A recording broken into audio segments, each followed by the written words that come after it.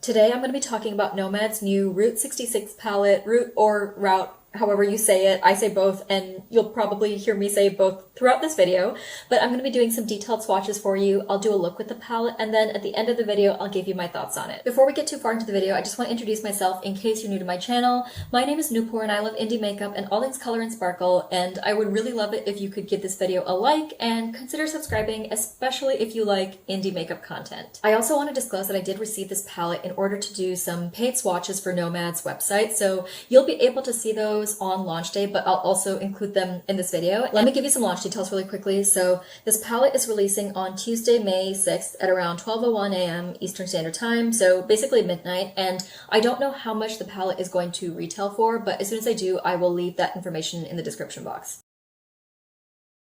Here's the cover of the palette. It is a collage of significant places all along Route 66, which spans from Chicago to Los Angeles. And here's the inside. It is an 18 pan palette with 10 mattes and 8 shimmers. The shades in this palette are infused with jojoba oil. Then here are my photo swatches so you can see the entire color story all at once. The swatches on the left are done built up with a stencil, and the ones on the right are done sheerly and freehand. Popping back in really quickly just to let you know how I do my individual shimmer swatches. So I do an opaque swatch up top, and then a sheer swatch at the bottom, and then when I'm moving my hand like this in front of the camera, I do it both in focus as well as out of focus, just so you can get multiple different views of the eyeshadow. Gateway Arch has a sheer pale base with sparkles that shift from a pale yellow to a soft, washed out mint, but it's not a strong shift. This is a super smooth shadow with a small particle size, and it's really sparkly. Marsh Bridge has a desaturated turquoise base with a mix of sparkles. There are silvery sparkles and also green sparkles that shift to pink, but they are so fine it is hard to make out the individual colors. The small particle size makes the shade very smooth, yet it is still pretty sparkly. Monger Moss has a hot orange base with a soft shift from pink to gold, but it's on the more subtle side, and this base is not very shiny. However, there is a sprinkling of fine sparkles that adds to the shadow. It's pretty smooth with a smaller particle size. El Rancho has a hot pink base and matching pink sparkles that shift to a soft gold, but once again the shift is very subtle. Like the previous shade, it also has a similar quality of special sparkles amongst a less shiny base. The shadow is pretty smooth on application. Blue Swallow has a pigmented blue base with matching blue sparkles, but also some green sparkles that shift to pink. Since they have such a fine particle size, you can't really make out the individual colors too much, but it does make for a dimensional finish. This shadow was a little squishy in the pan and moved around. Rest Haven has a vibrant green base with matching green sparkles and no shift that I can detect. I feel like there are technically two different types of green sparkle in here, but you can't really make them out from a distance. It is pretty smooth and also sparkly. Comet 2 is a marbled shade. When mixed up, it has a bronze base with an intense gold sparkle and pinprick pink sparkles underneath the gold. The shade is more textured than the other shades in the palette, but it's also the most sparkly and reflective shade as well.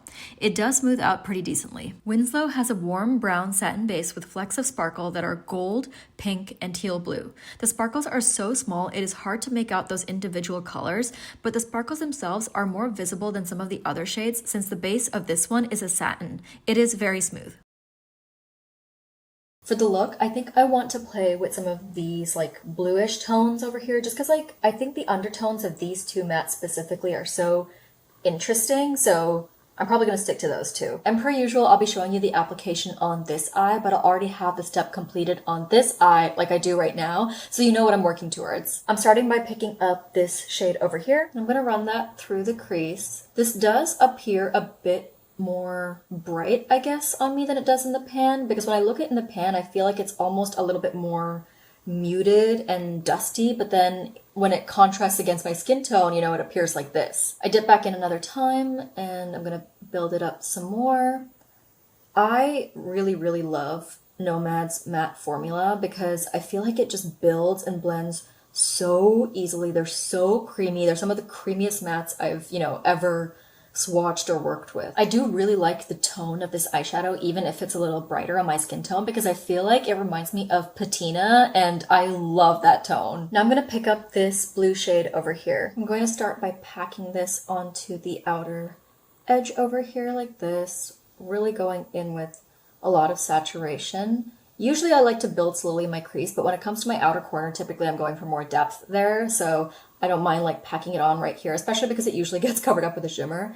But then I'll start to slowly soften and blend it outwards after that without picking up more pigment At least at first. Like I've just been blending without picking up anything more. Especially I feel like with teals like this or like very rich saturated blues, they can get out of hand very, very fast. Still blending without picking up anything more because I do want like a soft edge over here. Okay, now I picked up just a little bit more and I'm again going to focus it right here first, but more so like in between the packed on and the feathered out, if that makes sense. And again, slowly start blending it outwards, but also a little bit into this crease area right here. I'm gonna leave my lower lash line bare for now because I don't know if I want to put like a contrasting color down there, especially because I'm going to be going pretty matchy with my shimmers. So I'm going to pick up this shimmer over here first. And as you can see, I'm putting the shimmer mostly on the inner half of my lid, but I'm also kind of feathering it off as I get to the halfway mark. And I am doing it kind of like at a diagonal angle. Like I'm taking the shimmer all the way over here up to the crease because I'm going to go in with a darker shimmer for the outer half. And since the crease is pretty light over here, I don't necessarily want that dark shimmer to meet that light crease. For the next shimmer, I'm going to pick up this blue shade over here, which is quite squishy and it moves around the pan. So it did pick up on the brush pretty well. That's a good sign. And for this shimmer, I'm doing the opposite of the first one. I'm packing it on the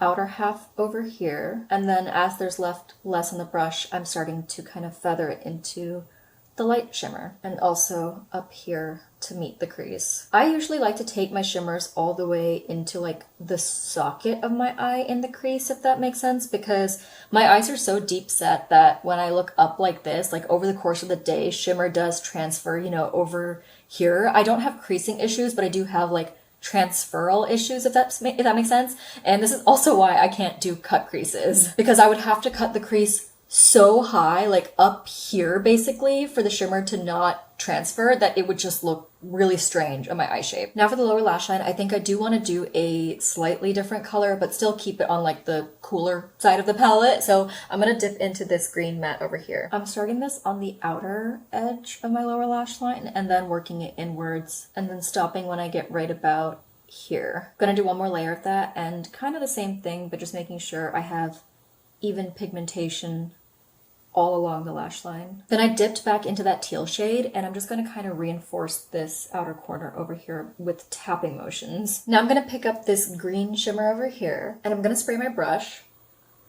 And this is going right over here. And I'm dragging it to meet the green matte, but I'm not taking it past maybe here. And now to finish up, I'm going to pick up this shimmer over here. And this is going here in the inner corner. And I'm also swooping it upwards to meet the crease. I accidentally took it a little high up. My brush kind of slipped and I put it over there, but let's just say it was intentional. I so badly want to add some depth to this look right over here by adding some of this deep brown, but I'm not going to because I feel like this is like such a summery feeling palette that I want to keep things very light and bright and fresh. So I'm going to do mascara and I'll be right back. Here's the final look, and please ignore any stray mascara smudges that you see along my lash line because I am notoriously messy with my mascara application and it's not fully dry yet, so I haven't flaked it off yet. Also, I usually just leave the rest of my makeup details in the description box, but I do want to point out what I used on my lips. I used the Kaleidos lip gloss in the shade Elixir, which this is such a good lip gloss formula. Like, look at how juicy my lips look. But what I wanted to mention was usually when I wear blue on my eyes, I'm compelled to go more cool tone for the lips. But I think because these are more teal, which leans slightly like warmer as far as blues go rather than like an icy blue, and also the palette combines, you know, these tones with more like rusty peachy tones, which I didn't use in my look today, so I kind of wanted to bring that to my lips instead, and I really like how this turned out. Here is the Sparkle Cam, and I feel like it always shows off the look to its full potential. And I know that this is a studio light, but you can also get this level of sparkle by just going out and standing in sunlight, or even like at nighttime street lamps. They really bring out sparkle in eyeshadows. But yeah, very happy with this look. I think it's super, super pretty. Now let me give you some thoughts on the palette, and per usual, this is not a review because I didn't even use any of the warm tones in my look today, so this is very much a first impressions, but I will try to be as detailed as possible. First, let's talk about the theme and the packaging, because Nomad is known for doing travel-themed palettes, and I feel like typically people think of destinations, but with this palette and the previous one, Fairy Tale Europe, I feel like they've started to do more eclectic destinations that aren't one single location, because Route 66 spans, you know, a large part of America, and similarly with Fairy Tale Europe, it was more of like a theme, which I really am enjoying. I think that's really smart. I think this packaging fits the theme really, really well. I feel like Nomad usually has fun with their covers, and I love that these are all spots along Route 66, and I can't speak to the rest of them, but this one up here is very accurate. I've actually been here because this is Santa Monica, and I live in Los Angeles, so I have been there plenty of times, and this right here is the entrance to the boardwalk, and there's a sign over here that says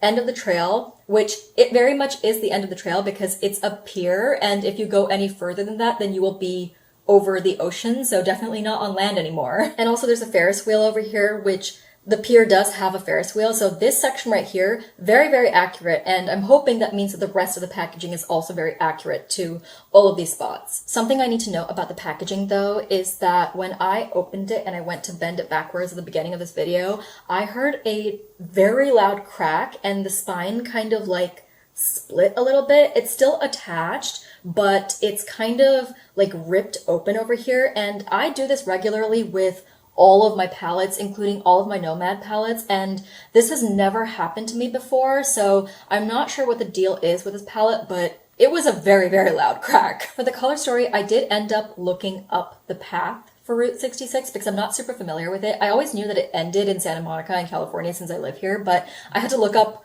if we're working backwards where it goes. So it goes through New Mexico and Texas, and then it starts slowly sneaking north, and it goes through Oklahoma and Missouri, and it ends up in Illinois. Now for the color story, I do think it's pretty representative of Route 66, at least from what I know. So I have actually driven from California to Texas and back, and so I feel like parts of this color story do represent that, especially like these rusty tones that really remind me of like the desert and down here as well. But then as you start getting north, and this is the part of the US that I'm not as familiar with, but I do feel like it gets more lush and green, and so some of these like green tones come in, and what I'm trying to say is I do think that this color story fits the theme of Route 66. As far as the mattes go, they were the usual good Nomad quality, at least from what I can tell, because I only used 3 of the shades, but just based on how they swatched and stuff, I am pretty familiar with Nomad's matte formula. They feel very, very creamy, and they didn't take a lot of effort to build up in my swatches.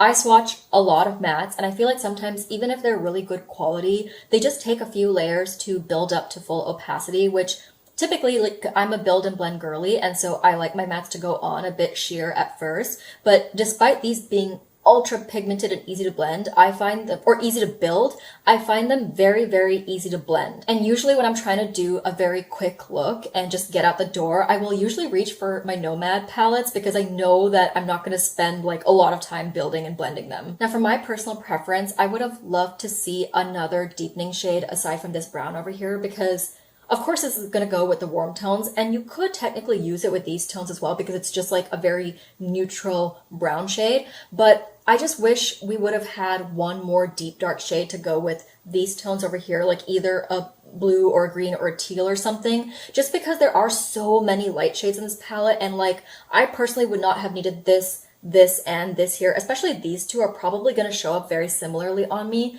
They swatch differently, but I just feel like on my eyes, I personally don't need both of them. So again, this is just personal preference, but I would have liked to see a deep teal shade. For the shimmers, Nomad is continuing to improve their shimmer formula, which I love to see. Specifically this shade down here, I low-key regret not using it in my look today because it is so sparkly and dimensional and beautiful. It's really such a special gold. It's the type of gold that I like to see because I'm picky with my golds. If you're going to include a gold in a palette, I don't want it to be flat and kind of like neutral. I want it to be special and ultra sparkly, and that's definitely what this is. This shimmer up here is also really sparkly, not as much as this, but still it's got a good amount of sparkle. But then after that, the rest of them have varying levels of sparkle. They're not like super sparkly, but they're also not as dull as the shimmers in Nomad's earlier palettes, so I'm happy to see that. Especially because I know a lot of people don't love the super foiled, super sparkly, ultra glittery shadows for day to day. Like if you prefer a more refined sparkle, I think you'll enjoy this palette because only this one is like that super ultra metallic finish, and the rest of them have more of like an everyday sparkle to them. And something that I think that Nomad does really well is they do very vibrant vibrant shimmers. Like all 4 of these in the middle row are super, super punchy. And I feel like with a lot of indie shimmers, they're very sparkly, but sometimes the base is not as opaque or vibrant. And with these 4 shimmers, like you are going to get a very opaque base and a very vibrant finish. This shimmer down here is more of a satin, which I know is not everyone's cup of tea, but I think satins are so pretty for layering. Like if you put this down first and then blend it out with maybe one of these rusty tones and then put a topper shade over it, I think that would be such a beautiful look. As far as the formula goes with these shimmers, there's only one that's like super, super squishy and moved around a lot in the pan, and that's this blue shade over here, which is also why I wanted to use it in my look today, just to make sure that it applied fine. And usually with shimmers like this that are like very, very soft and they move around in the pan,